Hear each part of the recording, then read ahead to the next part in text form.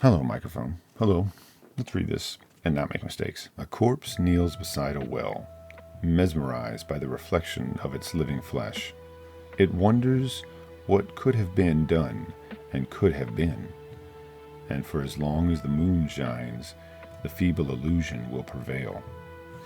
You know, what I love about that is it sort of says, like, will you, as a player in this fictional game, start off as a skeleton sort of gazing into the waters of this well with the moon reflecting onto it, and you decide what type of flesh, somewhat like almost like a dream that the skeleton is having, right? Sort of decide what sort of flesh you want to clothe yourself in. I want to talk about the first two books of Vermis, 1 and 2. These are something that I became aware of via Ben from Questing Beasts. He does a RPG sort of review channel. These books were so interesting to me, and they really just sort of hit a nerve, but like a good nerve. Maybe we would hit that nerve, maybe caress the nerve. I don't know what they did to the nerve, but I was very interested. Picked these up. Very small publisher by Hollow Press, and really enjoy them. Think they're really great, and they're specifically marketed as gaming products. These are supposed to be products that we'd use with like a tabletop RPG, like a setting. But I think that they have a lot of value outside of that, and that's really why I want to talk about them, or not just the only reason, but it is one main reason that I want to talk about them. First, what are they? So Vermis is sort of like a setting, very Dark Souls-like inspired, very much in that same vein. You can see there's a lot of inspiration from Dark Souls in these books. The book is presented to you not as a book of information that you would need to play a game. A lot of mechanical type stuff or a lot of heavy text. It's mostly illustrations and vague text. A lot of suggestion. And all this is conveyed in the format of a game guide. This is supposed to be a game guide for a video game that doesn't exist. And when I heard that, I was like just elated. I loved the idea. I love the idea of a game guide for a game that doesn't exist. The information presented here as though it's giving you advice on what to do in this game, but of course, or to some extent, or like what path to take or what to watch out for. And what I love about that is that it's not clear cut how any of this works or how you're supposed to directly interact with it. So it can be converted. I think there's enough information here for you if you have played tabletop RPGs to use this. When something's conveyed in this book, when you get, for example, stats for one of the sort of enemies that you might encounter, they're just sort of a sliding scale. It kind of reminds me of like the old like was it Transformers or G.I. Joe or something? The toys would have like these little bar graphs on the back of the show, like how they would, and give you like a scale, like 1 to 10 or 1 to 5, and it would kind of like sort of show you how their particular skill set or power related to another one. And then as a kid, that was like super exciting to me. So it does stuff like that, right? It has those sort of bar graphs for some of the enemies, and it also gives like little tidbits in there, sort of like have these little boxes. Oh, my hand over, yeah, like here has like these little boxes, as though those are like slots or hands that they can hold certain equipment. It's not clear cut because this book is presented as though you are playing the game, playing a character. It's not really clear cut what your capabilities are exactly. Here's a list, or and I love how this is sort of like done in almost like this sort of a cathedral like sort of arches that these enemies are presented in, a little text about each one. And the images are kind of a lower fi image, and especially since a lot of it is like monotone. So it's just usually black and a color. So essentially black and white, but the white has been changed to a color. And what I like about that is that when with like black and white art, a lot of times when you see that, you kind of like I don't know, but something that happens in your head where you sort of know that like that's a representation of that world, and that you sort of accept that some of the inaccuracies or some of the vagueness is like an artistic license or something. Whereas with a color picture, you tend to think that that's exactly what it's representing, right? The more when something's like a full color, when everything's fully colored, it seems to suggest that that's like a window into that world. Whereas this is like a representation of that world, and so you as the viewer take part in like filling in the blanks, right? You know that all these characters aren't actually green exactly. If you were really there, you know that. So you have to imagine what color skin tone this waste of life, for example, has. And I think that's where the game guide part of it comes in really great. When I was younger, I didn't have a Nintendo, but I definitely wanted to play Nintendo. And so sometimes we'd go to the store and they'd have these like little magazines or like soft bound books that would be like guides to those games. And they would have like a little bit of text about the game and then have a couple images. And that was really all I had to sort of interact with that game, to sort of know everything. So it would have a little bit about this game, and I would just sort of have to imagine what it was like to play that game. And the game that I imagined in my head was almost certainly not really very accurate compared to the game that was actually playable. So I'm sure that what I thought of, I know what I thought of, had more interesting features, right? Because I definitely imagined beyond the capability of the technology at the time. Those things that I imagined were so much fun, were so interesting to me, and I don't exactly remember that book, but I still kind of softly remember, how I thought, oh, maybe you could do this and this, and this would be really cool. And that just sort of fired my imagination. And I think that Vermis does the same thing. It's sort of like presents this, but it doesn't really tell you what your limits and abilities are, or how you traverse through this world, or what it's like to play the game. And so you kind of imagine this, you sort of create it, and your experience of creating it makes you a participant, and it makes that creation unique to you. But there's an idea in board gaming of sort of like pleasantly confused. It's sort of a state where you understand the rules enough to play, but you don't understand them enough to fully capitalize on them, to sort of have mastered them. So you're still sort of learning, and so you're still making mistakes. And that's kind of what's going on here too, where you're not exactly certain how something works. And you think of a certain idea or concept. For example, the book has these different states that you can fall into. Let's see if I can find this image, which is great. The different, it says, beware of the states that can permanently damage your flesh and mind. I know I haven't really talked about the book yet. I'm talking about the concepts of the book, and I'll get to that in a second. And these different sort of like, to me, it very much is very reminiscent of like pictures I've seen of like the 7 deadly sins or something like that, right?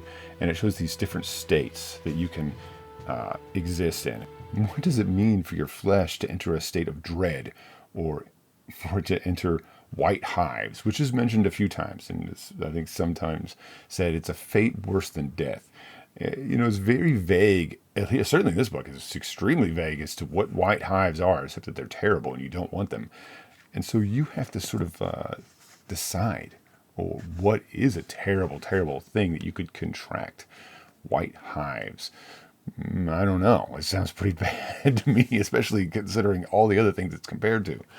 And I just absolutely love that. I love that, like, we know enough about how like Dark Souls and like video games work and game guides to sort of infer a lot of things, but we don't exactly know how they work here, since there's no authoritative game to base it on. So now let's just talk about the books themselves. I know I've showed up a lot of Vermis 1 so far, but we're going to show both of them. And I love that this first book is very heavy on mood and vibe, so to speak.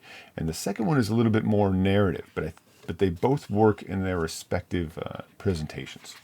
So this first one has this wonderful like black and white illustration, and then it goes on to say, which flesh is your flesh? So which sort of selection would you make? And the first one is a very polarized sort of the good or the evil, right? And I just love, there we go.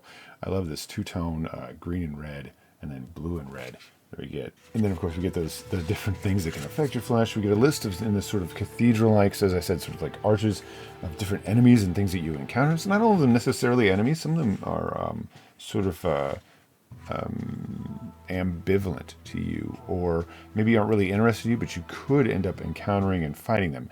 In the same way that in the game Dark Souls, that there's things that you can encounter that won't necessarily fight you unless you try to fight them or attack them, or maybe they will never fight you, you know. And I think that that's one of the things that I like about that game is there's a sort of like, well, I could get something from this, but then you sort of feel bad because you know that this soul, this dead thing, this dead person or whatever it is, you know, isn't going to fight you.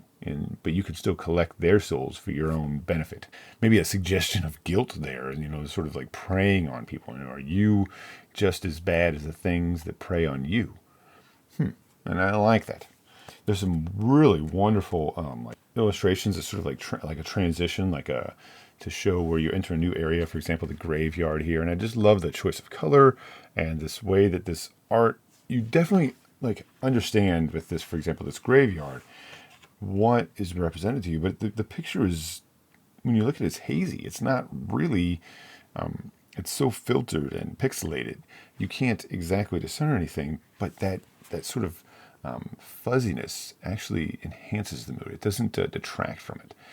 It really sort of says you don't know what's in there. You don't know what to expect because it's not a clear, true color representation. It's that sort of two-tone representation. And you have to sort of decide what that environment is really like. And here again, we get a sort of list of things you can encounter, again in this wonderful green and black. And I should also mention that the pages in both of these books are just really nice. There's this wonderful sort of matte texture to them. The blacks have a good muted tone. It's not super dark black. In fact, it's hard to show, but there's like a bit of like texture and gray mixed in there. And there's sort of different styles of illustration. I think some of these are like pictures, like actual photographs that have been turned down. Some of them are drawings.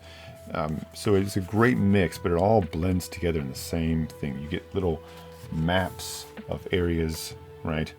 Even if you don't plan on using it for gaming, which it is marketed as, I think that you could use it to just sort of think about, like, just sort of go so far and like stop. I know that like journal, like solo RPG journaling is a thing, and I definitely think that you could do some sort of a solo RPG journaling thing with Vermis 1. Vermis 1 especially. Vermis 1 is very much presented to you like that. I think it'd be very easy.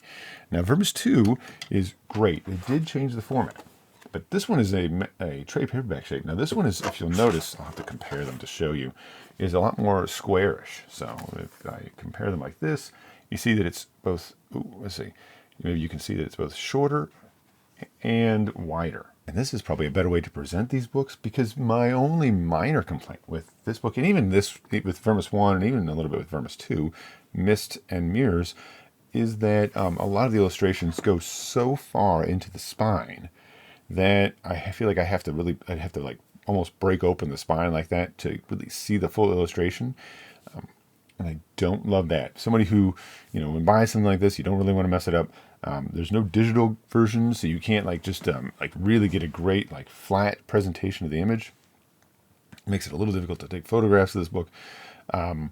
But I just wish that it was, I think that, you know, this is a better step in the right direction. You can tell that they have a little more room to present you the image in a little wider and a little larger image because they're not limited. And here in the first Vermis, of course, that they actually make you have to actually turn the book sideways a few times to get a good image presentation, but that means anything at the top is cut. I just wish that both of these books had a little more space to breathe. You know, it would be nice if maybe it was maybe taken to sort of a slightly more landscape-ish book, and it would be really great if we could somehow bind it in a very loose spine that would stay open, because this is the kind of book that you generally want to sort of like leave a page open and sort of look at for a minute. I just wish that it was a little bit looser bound. I wish it would want to lay open.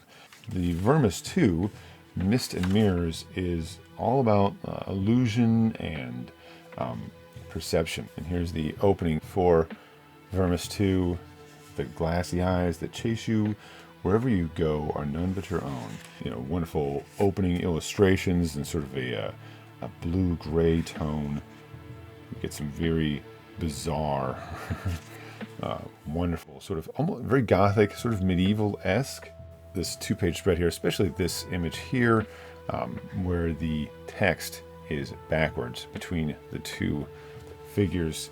and where the text Vermis 2 at the bottom is mirrored below it.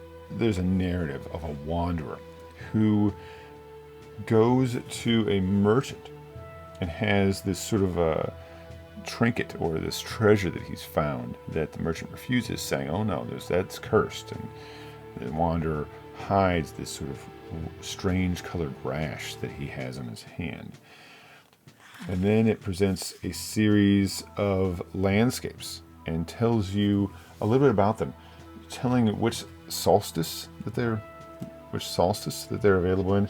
And also there's always there is or isn't little text at the bottom of the page saying you cannot pick bones from this place, as though that is something that you would go and do maybe to make money or something. I'm not sure. It's sort of a resource that you have. It has a series of these landscapes, and then it has some images about the path of the undying sun, and I guess different phases that this undying sun can be in.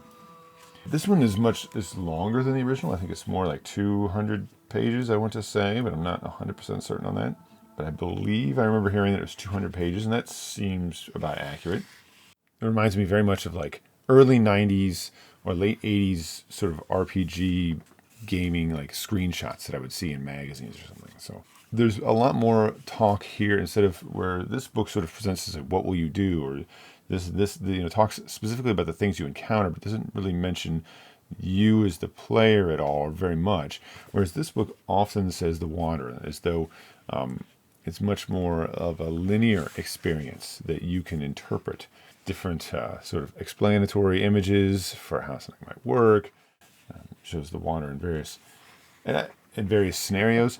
And I think that in some ways that the wanderer was chosen to sort of delve a little deeper into a specific experience, and sort of saying, well, you could do this, but instead it says, well, the wanderer does do this. In some ways that directs your path a little more, so you're a little less involved in this sort of process than you were in the first Vermis.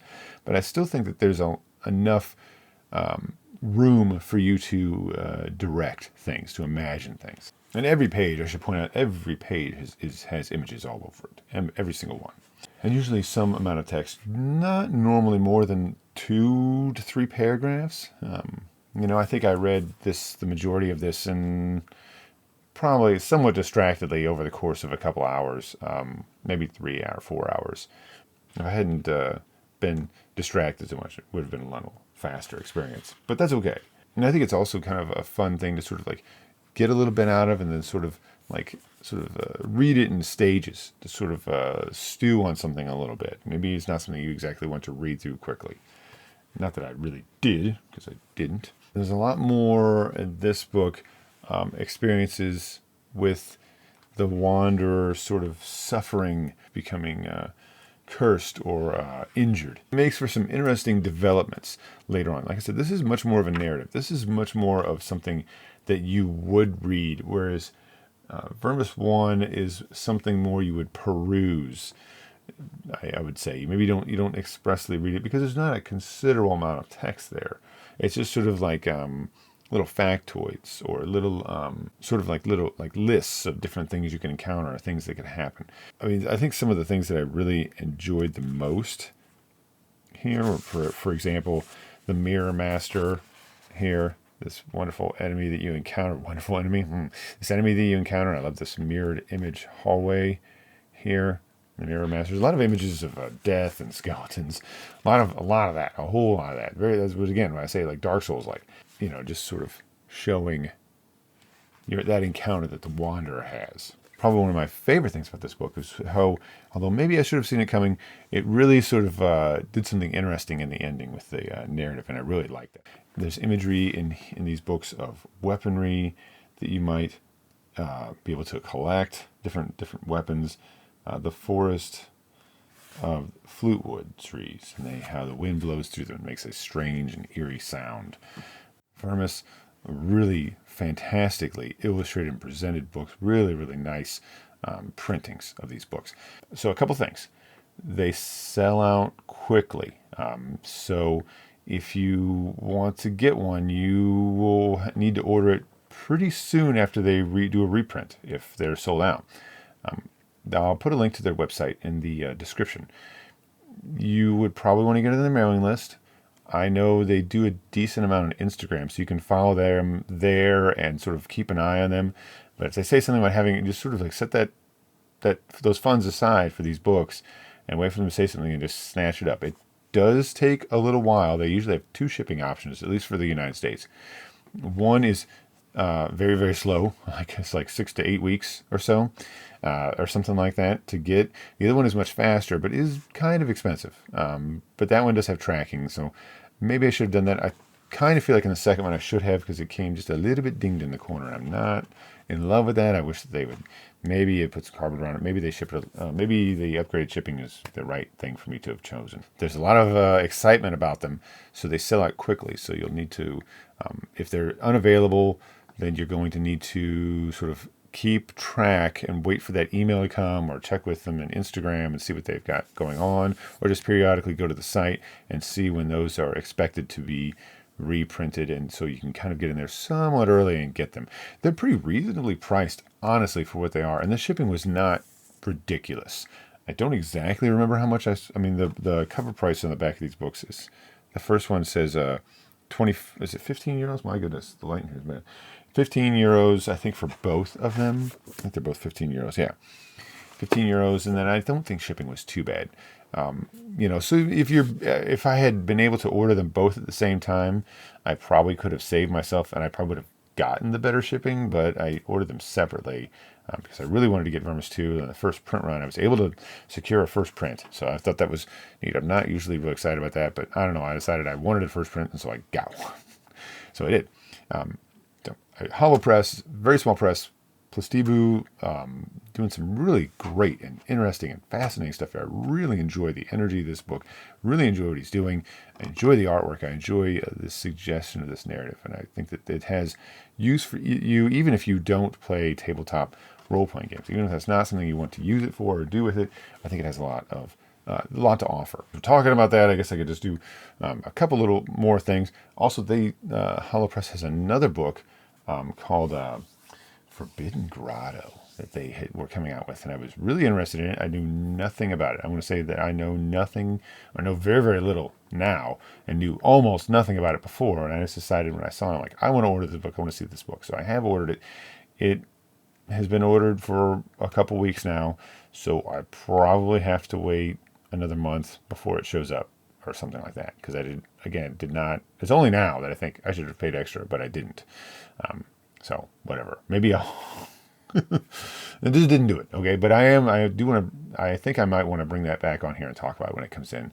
It's just I don't really know when that's going to be. Since I guess we're sort of talking a little bit about tabletop RPGs, I'm just going to say something, and this might be useful for anybody, but it's sort of a thing that's useful to someone who plays them, or especially someone who runs the game a lot of times, is getting yourself, honestly, a music stand.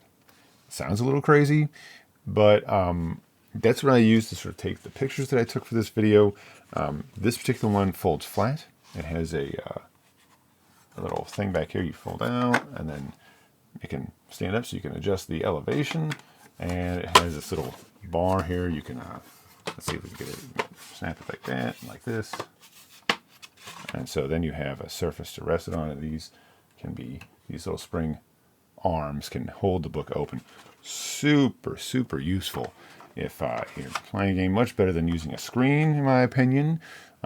If you wanted to, you could always tape information you need to on here if you really wanted to, or just lay it flat on there or whatever.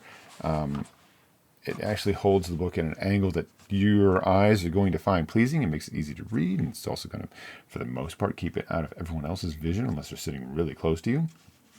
A lot less sort of antagonistic seeming than a screen, although screens have their use too. So I don't know, if you play tabletop games, honestly, I like this and use this much more than I would use a screen. It's way more useful. Holds those books open, which a lot of times don't want to stay open for me on the page that I want. I think also maybe like a cookbook, like a recipe book. They are similar to these. They usually have like a chain or something that you flip down over. Those are okay, but they just sort of like bookmark an area for you, because cookbooks tend to want to stay open. I like this because it really holds that, for sheet music, obviously, it really holds it in position. And it's these spring arms are not super aggressive. So unless you're ridiculous, you should be okay. Just be careful if you leave them. They have like a little bit of rubber on the end of them to protect the whatever you're doing. But just remember, if you just don't want to just pull your book right up out of there, because that could potentially tear a page, just lift the little arms up and tuck them out of the way, and it's fine. Or don't use them, or do something. I don't know. It's your life. Do what you want to do. If you didn't see the other little video, I've got this little short 100-word story that I wrote for Black Hair Press and their collection of Dark Moments 2023, Dark Moments in Patreon 2023, Volume 5. I wrote that story I wrote a little 100-word story in that collection. There's a lot of other writers in there. Go check it out if you like the idea of microfiction. The idea being that you have a theme and you write 100 words around the theme, 100 words only, excluding the title. You get a little couple extra spaces there for your title, whatever you want to do. So I wrote something, and that was a lot of fun. I really enjoyed it.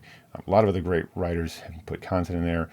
If it sounds fun, check it out. I think the ebook is only a few dollars, $2 or $3, or whatever your currency is. I'll have links to HoloPress, the publisher of Vermis, and Black Hair Press, who publishes the microfiction anthologies, along with other stuff, in the description below. My name is Virgil. This is Literally Books. Consider liking and subscribing if you're enjoying what I'm doing. And I think that's it. Bye.